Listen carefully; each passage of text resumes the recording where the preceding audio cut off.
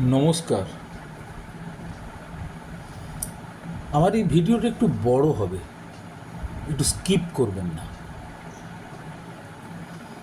আমরা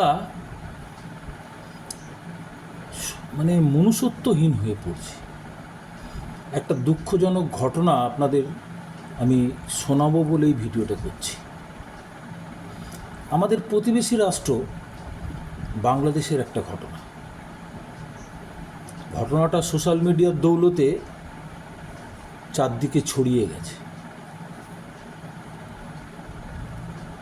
একজন বৃদ্ধ মহিলা একটা ফ্ল্যাটে থাকতেন একা। শুনতে এতটাই খারাপ লাগবে, ভদ্রমহিলার 3 ছেলে 1 মেয়ে, সকলেই কিন্তু ওয়েল এস্টাবলিশড। বৃদ্ধ মাকে দেখার তাদের সময় নেই।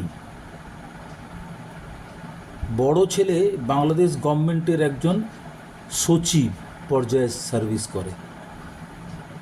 মেজো ছেলে একটা বিশ্ববিদ্যালয়, বাংলাদেশের সবথেকে বড় ইঞ্জিনিয়ারিং বিশ্ববিদ্যালয়, তার অধ্যাপক।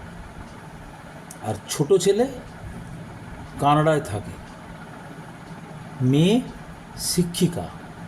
তারপরেও মায়ের সেবা করার এদের সময় নেই। মনুষ্যত্বহীন হয়ে পড়ছে মানুষ।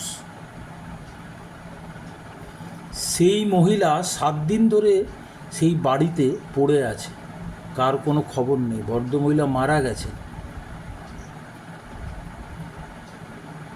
আমার ভাবনাটা কোথায় বুঝতে পারছেন? এই যারা সুশিক্ষিত, এই যে ছেলে মেয়ে এবং কন্যা, এরা ভবিষ্যতে শান্তিতে থাকতে পারবে তো? উপরওয়ালা বলে কিন্তু একটা জিনিস আছে।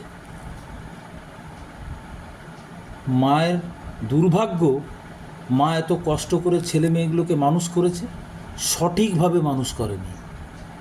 মনুষ্যত্বহীন একটি মানুষ তৈরি করেছে এদের। দুর্ভাগ্য।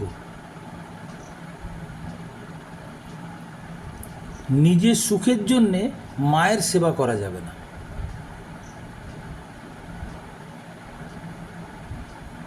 সেই মা আজকে নেই পৃথিবীতে। আমার নিজের ব্যক্তিগতভাবে তাকে আমার বিনম্র শ্রদ্ধা।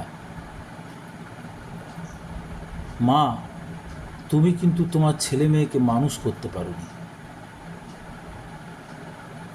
কত দুঃখজনক ঘটনা বলুন তো। পুলিশ এসে তার পচা গলা দেহ বার করেছে তার ফ্ল্যাট থেকে। মা বাবা কি খুব অপাংতেও?